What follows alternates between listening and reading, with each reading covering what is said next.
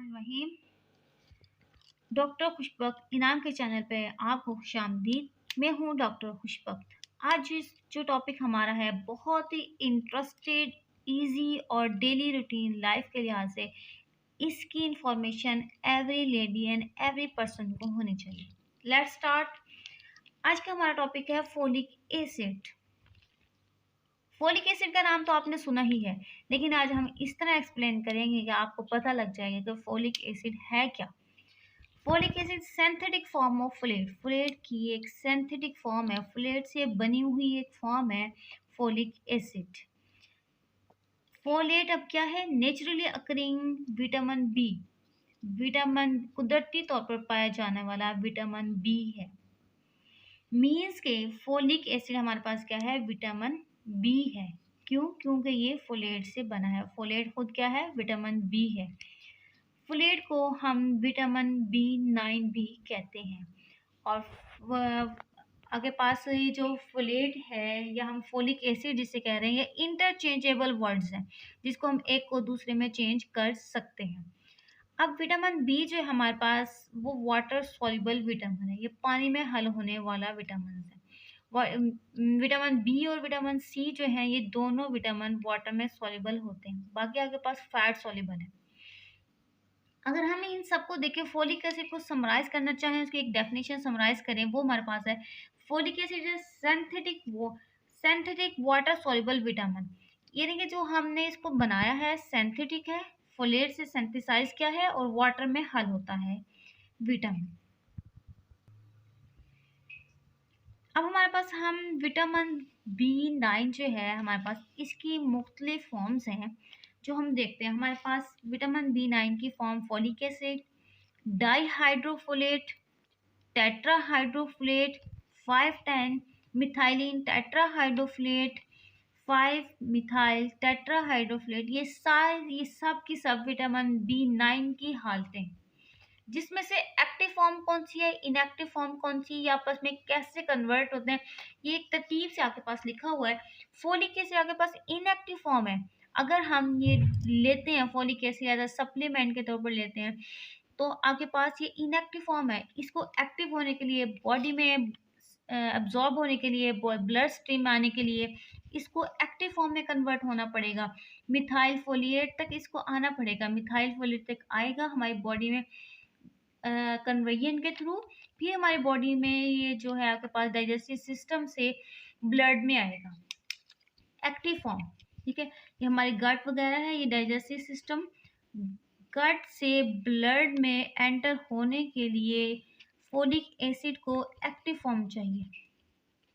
Active form हमारी body गट से blood को देती है, इनएक्टिव फॉर्म नहीं।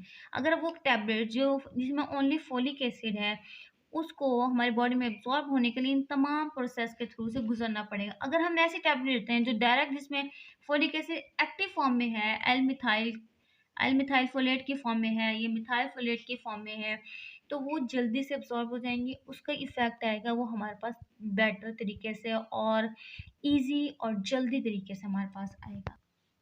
अब हम देखते हैं कि फोलिक एसिड हमारे लिए कहाँ कहाँ ज़रूरी है, चंद जिसमें से हम डिस्कस करते हैं। फर्स्ट ऑफ ऑल हमारे पास हमारी बॉडी का मेन ऑर्गन जो है वो हार्ट है। कार्डियोवास्कुलर सपोर्ट के लिए हमारे पास फोलेट यानी कि विटामिन B9 बहुत ज़रूरी है। Second one, infertility. अगर किसी वुमेन में या मैन में इनफर्टिलिटी है यानी कि वो एबल नहीं है कि वो आगे बेबी प्रोड्यूस कर सकें, इस प्रोसेस को हम इनफर्टिलिटी बोलते हैं, उसके लिए भी हमारे पास फोलेट बहुत ज़रूरी है इस डिजीज़ को ओवरकम करने के लिए। ड्यूरिंग प्रेगनेंसी फोलेट बहुत ज़रूरी है। अगर ये फोलेट नहीं होगा, कौन कौन से इफ़ेक्ट हमारी बॉडी में आ सकते हैं, या जो इन्फेंट्स है, बेबी है मदर के वोम में, तो उस पर क्या इफ़ेक्ट आ सकते हैं, वो भी हम थोड़ी देर तक स्टडी करते हैं। Improve anaemia. अगर किसी को खून की कमी है उसके लिए भी फोलेट बहुत ज़रूरी है, उसको इम्प्रूव करेगा। अगर ओरल हाइजेनिक है उसको इम्प्रूव करने के लिए भी हमारे पास फोलेट बहुत ज़रूरी है। ये चंद आपके पास यूजेस हैं। अगर हमारी बॉडी में, अब हमने ये डिस्कस करना है कि अगर हमारी बॉडी में फोलेट की कमी हो गई है तो उसकी मेन रीज़न क्या है, किस वजह से फोलेट हमारी बॉडी में कम हो गई है। Mutation in MTHFR enzyme. अब ये किस चीज़ का एब्रिविएशन है, मिथाइलिन टेट्राहाइड्रोफोलेट रिडक्टेज। ये एंजाइम है, अगर हमारी बॉडी में इसके अंदर चेंजिंग आ गया, म्यूटेशन मीन्स चेंजिंग ड्यूरिंग इनहेरिटेशन, जब हमारे पास जेनेटिक मटेरियल्स या जीन्स मदर से और फादर से ऑफस्प्रिंग में कन्वर्ट होते हैं, उसके दौरान जो चेंजिंग आती है उसको हम म्यूटेशंस बोलते हैं। ड्यूरिंग म्यूटेशन में अगर इस एंजाइम में हमारे पास चेंजिंग आ गई है तो जिस चेंजिंग आने की वजह से हमारे पास ये होगा कि जो आगे पास फोलिक एसिड है वो एक्टिव फॉर्म में कन्वर्ट नहीं होगा। जब फोलिक एसिड एक्टिव फॉर्म में कन्वर्ट नहीं होगा तो हमें अब बाहर से वो, अब आपने फोलेट लेना है जो एक्टिव फॉर्म में है, क्योंकि हमारी बॉडी अब उसको एक्टिव फॉर्म में कन्वर्ट करने के लिए एबल नहीं है। हमने अब वो मेडिसिन लेनी है फोलिक एसिड वाली जो एक्टिव फॉर्म में है। अब ये प्रोसेस होता कैसे, वो आपके पास दिखाया गया है कि फोलिक एसिड हमारे पास सिंथेटिक है, इनएक्टिव है, ये हम ऑलरेडी पढ़ चुके हैं। जब हमारे पास MTHFR में म्यूटेशन हो गया है, चेंजिंग हो गया है, इसके फाइनल स्टेप जो है एल मिथाइल फोलेट बनता है, ये भी हमने देख लिया है। तो उसमें ये एक्टिव फॉर्म में कन्वर्ट नहीं होगा। जब ये एक्टिव फॉर्म में कन्वर्ट नहीं होगा तो हमारी बॉडी में फोलिक एसिड लेने का कोई फ़ायदा नहीं है, क्योंकि हमारी बॉडी ब्लड में सिर्फ एक्टिव फॉर्म को जज्ब करती है। और ये प्रोसेस कितने परसेंट वुमेन्स में हो सकता है, 50% वुमेन्स में ये म्यूटेशंस है।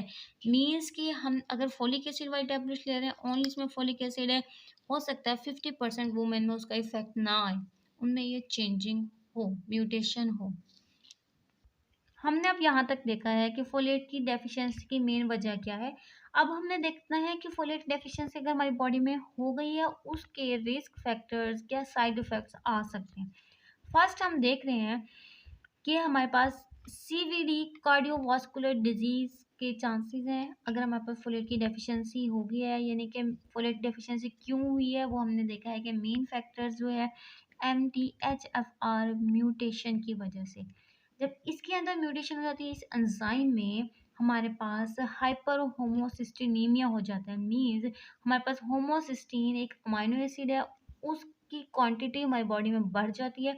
जब इसकी क्वांटिटी अमाइनो एसिड की हमारी बॉडी में बढ़ जाती है तो इसका इफेक्ट ये होता है कि आर्टरीज को डैमेज करती है, ब्लड क्लॉट्स करवाती है, बार बार आपके पास मिसकैरेजेस वगैरह हैं वो करवाती है। वो आगे हम प्रेगनेंसी के अंदर देखेंगे। अभी हम फिलहाल कार्डियोवास्कुलर डिजीज़ के पर देखते हैं कि जिसकी वजह से हमारे पास स्ट्रोक होने का चांसेस है, हमें आर्टरीज की हार्डनिंग हो सकती है, एथेरोस्क्लेरोसिस हो सकती है। एथेरोस्क्लेरोसिस मीन कि जो आर्टरीज हमारे पास होती हैं उसके अंदर फैट्स के क्लॉट्स बन सकते हैं, फैट डिपॉजिट हो सकती है, इसको एथेरोस्क्लेरोसिस कहते हैं।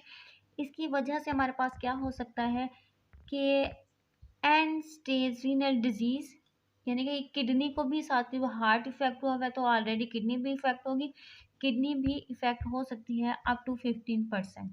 मीन्स कि हमारे पास अगर हम फोलेट लेंगे तो हम इन तमाम कार्डियोवास्कुलर डिजीज़ जो हैं उसके साथ जो इफ़ेक्ट्स आ रहे हैं उससे हम बच सकते हैं।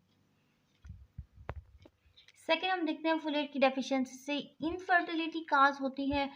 इनफर्टिलिटी मैन और वुमेन में बोथ इक्वली इफेक्ट हो सकती है। वो किस तरह, मैन में क्या होगा, स्पर्म की क्वालिटी जो है वो पुअर हो जाएगी, और वुमेन में जो इनका एग बन रहा है एग की क्वालिटीज पुअर हो जाएगी। अगर हम उनको फोलेट देंगे, फोलेट से स्पर्म की क्वालिटी बढ़ जाएगी और उनका जो एग बन रहा है फीमेल का उसकी क्वालिटी बढ़ जाएगी, और जो इनफर्टिलिटी से वो फर्टाइल होने के चांसेस बढ़ जाएंगे।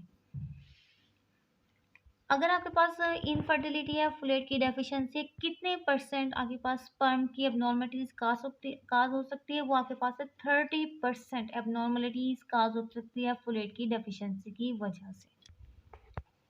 अब हम थर्ड रिस्क फैक्टर्स देखते हैं कि इसकी वजह से हमारे पास बर्थ में डिफेक्ट्स आ सकते हैं फोलेट की कमी से, फोलिक एसिड से, विटामिन B9 की डेफिशिएंसी से। फर्स्ट हमारे पास है कि रिकरेंट मिसकैरेज, बार बार मिसकैरेज होगा या अबॉर्शन होने के चांसेस हैं। अगर हम फोलेट ले लेते हैं तो हमारे पास 60% चांसेस रिड्यूस हो जाते हैं रिकरेंट मिसकैरेज के। बर्थ डिफेक्ट्स आपके पास जो है फोलेट की डेफिशिएंसी से आते हैं। अगर हम फोलेट को ले लेंगे तो हम 70% हमारे पास चांसेस हैं कि हम बर्थ डिफेक्ट से बच जाएंगे फोलेट ड्यूरिंग प्रेगनेंसी। अगर प्री कंसेप्शनल यानी कंसीव होने से पहले पहले, बेबी के कंसीव होने से पहले पहले अगर हम फोलेट लेना शुरू कर देते हैं, हम अपनी बॉडी को प्रिपेयर करना शुरू कर देते हैं कंसीव के लिए, तो हम किस किस खतरात से बच सकते हैं। Pre term birth, pre term birth mean 37 week से पहले पहले की बर्थ, मीन्स 9 मंथ 10 डेज से पहले बर्थ हो जाए बेबी की।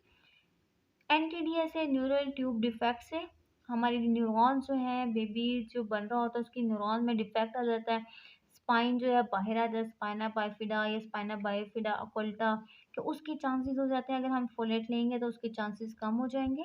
Congenital heart defects, congenital heart defect means baby born होता है बाय बर्थ, अगर उसके हार्ट में प्रॉब्लम है उसको बोलते हैं congenital heart defects.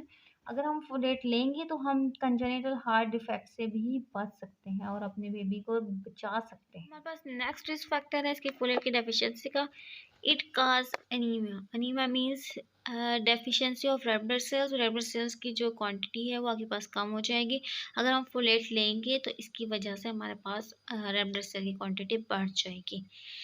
And last one हमारे पास है इम्प्रूव ओरल हाइजेनिक। हमारे पास जो मुंह की है मीन्स लिप्स माउथ वगैरह को ये क्लीन रखता है, म्यूकस की लेयर जो है उसको बिल्कुल साफ रखता है, उसकी इन्फ्लेमेशन नहीं होने देता। अगर हमारे पास की डेफिशिएंसी हो जाएगी तो हमारे पास स्टोमेटाइटिस हो सकता है, मीन्स लिप्स एंड माउथ का जो म्यूकस है वो उसका इन्फ्लेट हो जाएगा, इन्फ्लेमेशन हो जाएगी उसके अंदर।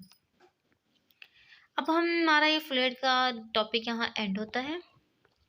हम नेक्स्ट आपके पास इसके पार्ट में पढ़ेंगे कि इसकी कौन सी फॉर्म्स आपके पास मोर एक्टिव है और कौन सी इनएक्टिव है, कौन से हमारे पास सुपीरियर है और कौन से हमारे पास इन्फीरियर है, कौन से हमें टैबलेट्स की फॉर्म में हम लें तो हमारे पास बेटर रिजल्ट आ सकते हैं, वो हम नेक्स्ट वीडियो में देखेंगे। अब यहाँ तक हमारी वीडियो एंड होती है। हमारी वीडियो अगर आपको पसंद आए इसको लाइक करें, शेयर करें, सब्सक्राइब करें हमारा channel. Thank you for watching.